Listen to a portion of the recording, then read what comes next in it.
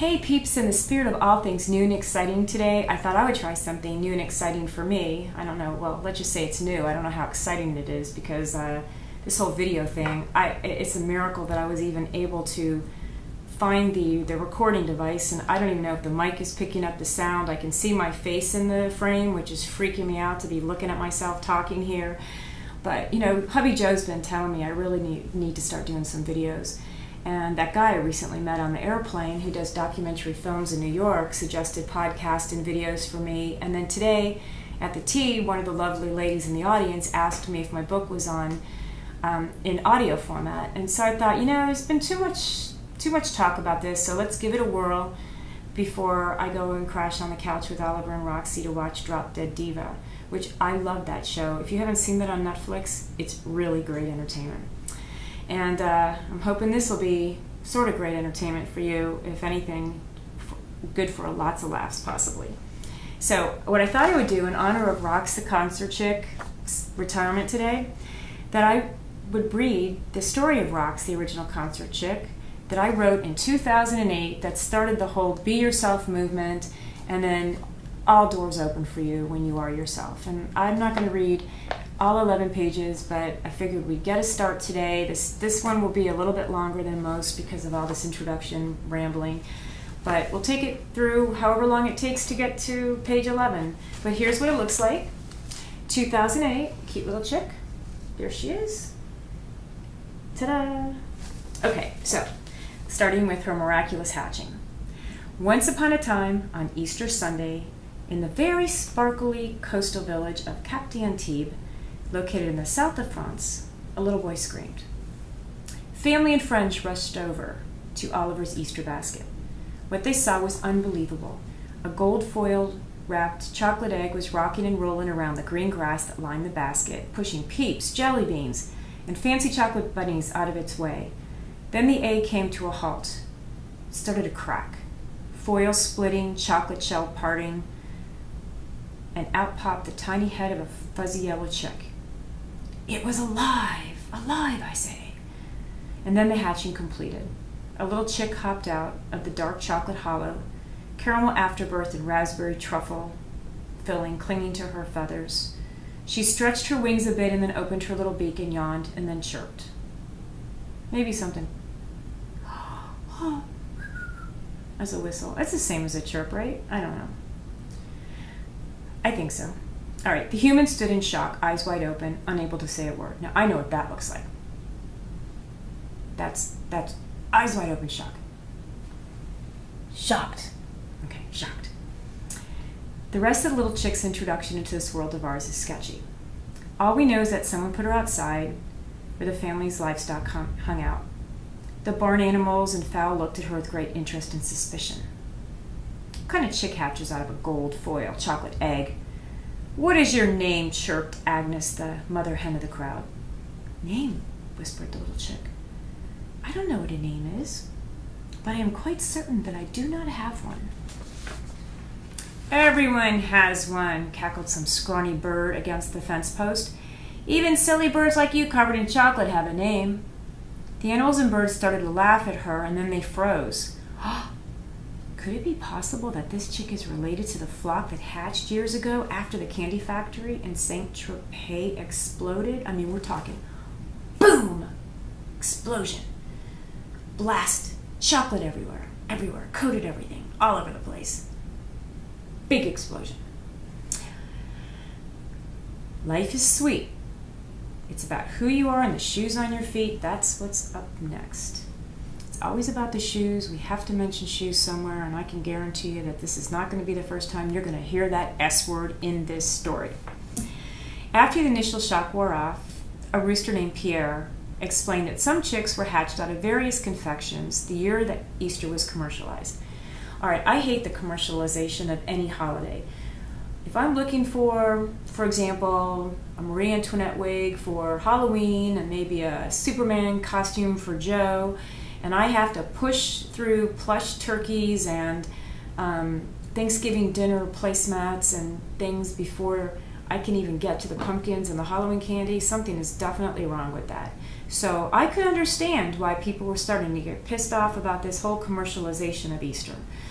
The factories were open 24/7 to meet the demand for chocolate eggs and bunnies, jelly beans, and Peeps. And then there was a meltdown. Rumor has it the candy makers were exhausted from the endless hours and started to add their own special ingredients to the eggs. Okay, now when I wrote that, I never thought I'd be reading this to people on a video. I thought this would be read in the privacy of your own home where you could roll your eyes and sigh and say, oh my God, what is that girl thinking, writing something like that? That is disgusting.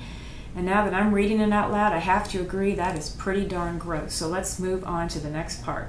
Anyway, live chicks came from that. These allegations are still being investigated. Our chick learned that most of her potential family members became omelets. That's sad. Or were fried or hard-boiled. Geez, Anyway, many turned out to be rotten or scrambled eggs. Well, who could? Of course they did. I mean, that's a tough thing to have your family blow up in some factory and then have. I don't know. It's really. This is a very sad part. I thought this was actually a positive story, and I'm getting very sad about this. And they even had people who fell upon hard times from walls, no less, and were unable to put their pieces back together again.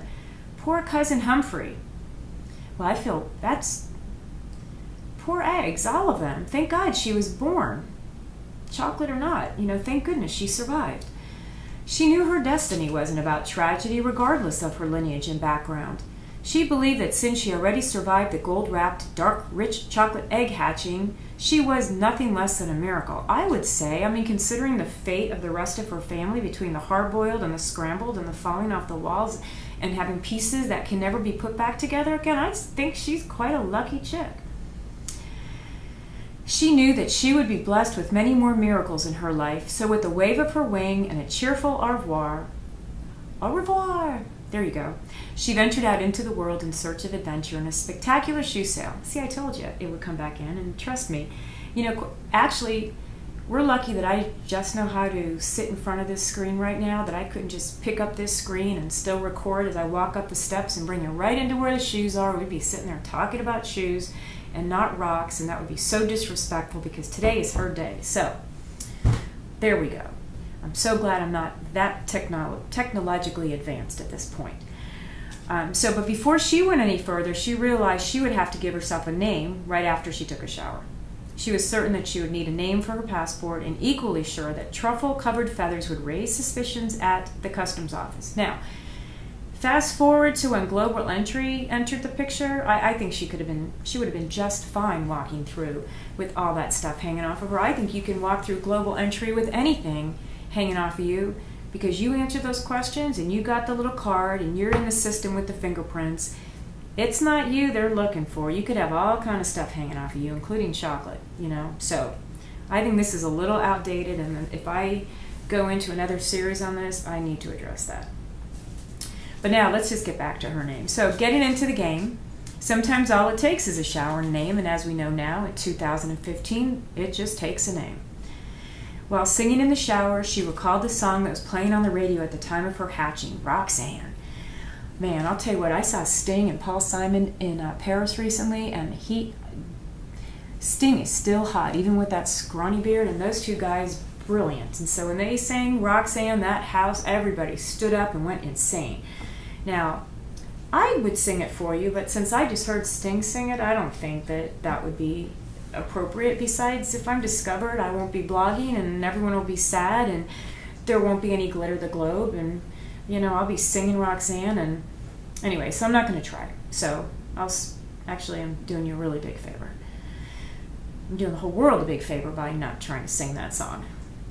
So anyway, she thought it had a nice ring to it because she heard Sting sing it, not me. So the words seemed so powerful.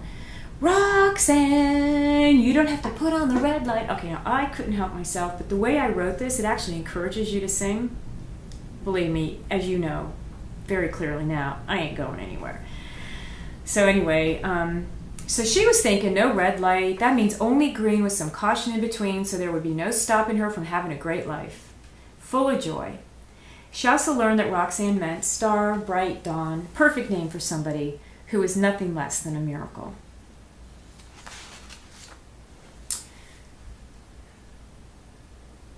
And then she decided that you know what, I need my reader. You know, I've been pushing it without these readers for a while, and I'm not shy with the readers. I just didn't need them until right now. It's getting much darker out there.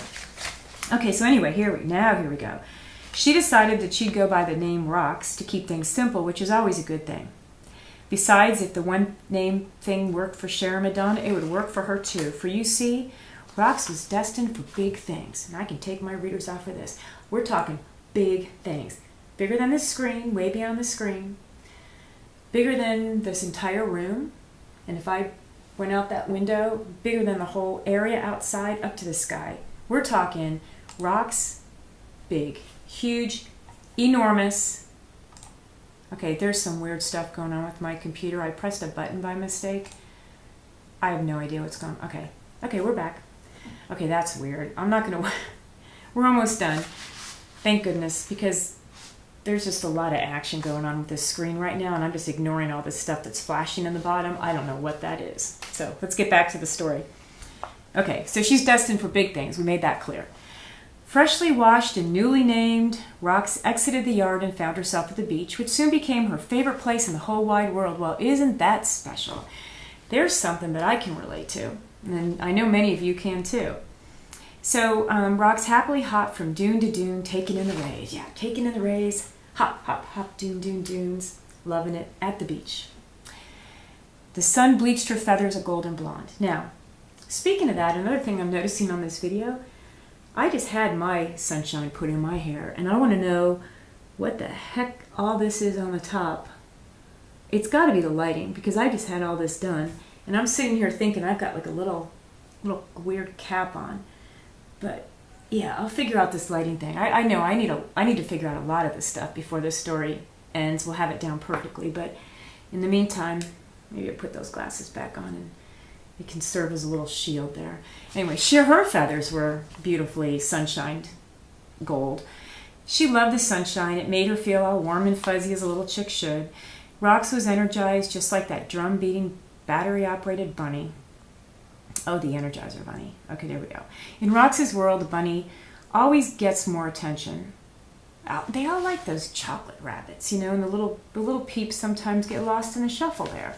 But she didn't mind because the stage of the world was big enough for all the bunnies, even the annoying ones, and all the chicks. All she wanted to do was explore that stage. It was definitely time to move on, but to where and how? Okay, I think this is a good time to pause and get ready. The dogs are anxious. They want to go watch TV, so I'm going to say goodnight and goodbye, and we'll see how this goes, and we'll pick up with her adventure on the next edition of Denise-Marie TV. That has a good ring to it. Okay, I really appreciate you guys doing all these experimental things with me and this whole evolution of this Glitter the Globe. So, okay, on that note, good night. Sweet dreams.